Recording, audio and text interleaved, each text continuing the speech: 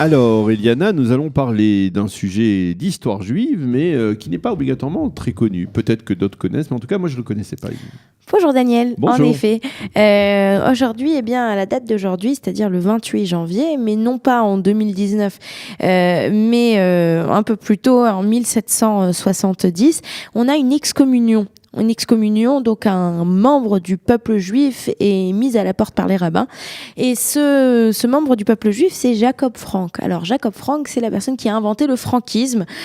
Ce franquisme qui est un mouvement messianique qui se dit être la continuité de Shabtai Tzvi et qui va avoir... c'est un mouvement religieux qui a des emprunts de façade au judaïsme, des emprunts au christianisme et qui au final c'est quelque chose d'assez spécial, et donc c'est de cela dont je vais vous parler ce matin. Alors il faut repartir un petit peu en arrière, il faut raconter qu'en 1648 on a dans l'Europe de l'Est, on a des pogroms qui sont très difficiles, qui sont faits par Chmielnicki, je ne sais pas si vous dites quelque chose, voilà, qui va faire des pogroms assez incroyables. Et de ces pogroms, on va avoir la création de plusieurs mouvements. Entre autres, on va avoir la création du chassidisme, une réponse à toutes ces souffrances. Mais on va avoir aussi une réponse de l'autre côté, qui est la réponse du franquisme. Alors le franquisme, Jacob Frank, c'est la personne qui va donc qui va créer donc ce mouvement. Il est né à Korolovka, donc une localité aujourd'hui en Ukraine, et il va commencer à dire qu'en fait il est la réincarnation de Shabtai Tzvi. Ah oui. Alors Shabtai Tzvi, c'est 100 ans plus tôt, c'est 1626. Shabtai Tzvi, donc qui va créer qui va se définir comme le Mashiach. À nouveau, il est né en 1626. Shabtai Tzvi, c'est à peu près au même moment de ces grands pogroms. On cherche une solution, il se présente comme une solution, donc les gens vont le suivre, mais au final il va se convertir à l'islam, donc ça ne va pas être cela.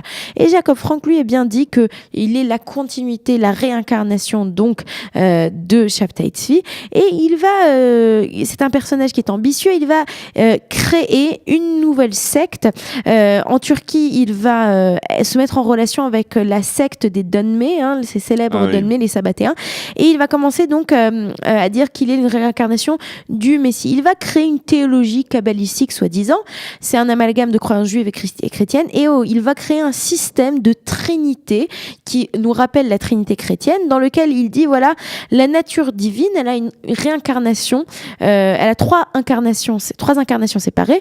Le premier, c'est Shabtai Tzvi, le Saint-Seigneur, c'est Jacob Frank lui-même, et enfin on a un Messie féminin, une vierge, c'est un mélange de la Shrina et de la Vierge Marie. Donc c'est un mouvement, voilà, exactement, et donc il va exiger de ses adeptes, il a beaucoup d'adeptes, il y a beaucoup de gens qui le suivent, et il leur dit voilà, il faut un engagement à toute épreuve pour un nihilisme religieux. C'est-à-dire que le vrai croyant, ce n'est pas celui qui au contraire a un ordre moral très précis et très encadré, pas du tout.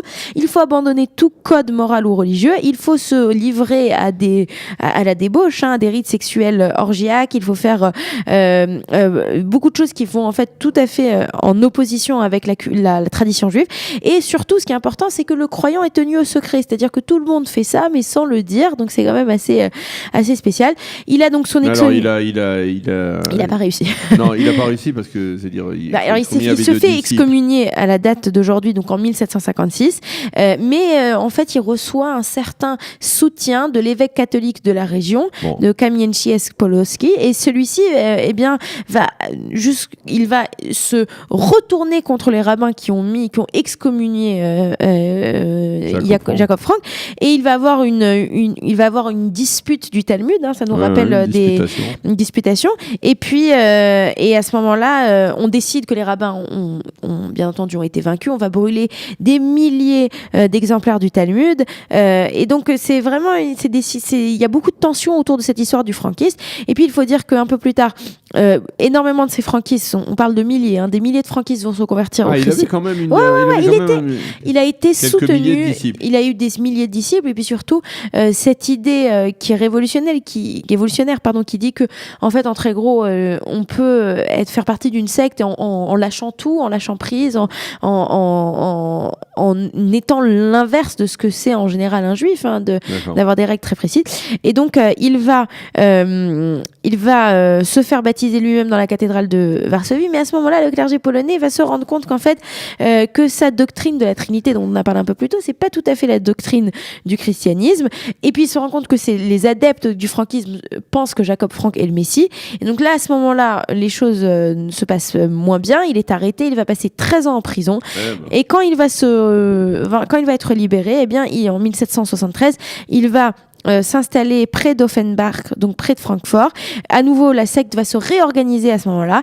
Et puis, la secte va continuer de vivre jusqu'en 1817, bien qu'il meure en 1791, puisque sa sœur, la reine Eva Emouna, va continuer de tenir un petit peu la secte jusqu'à ce qu'elle meure et que la secte disparaisse aussi. Voilà. Eh bien, c'était tout à fait intéressant.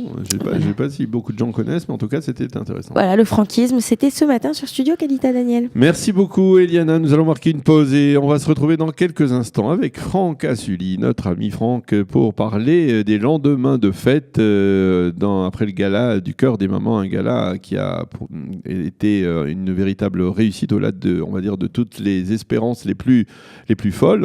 Et nous allons en parler dans quelques instants avec lui. Vous aimez l'histoire juive ?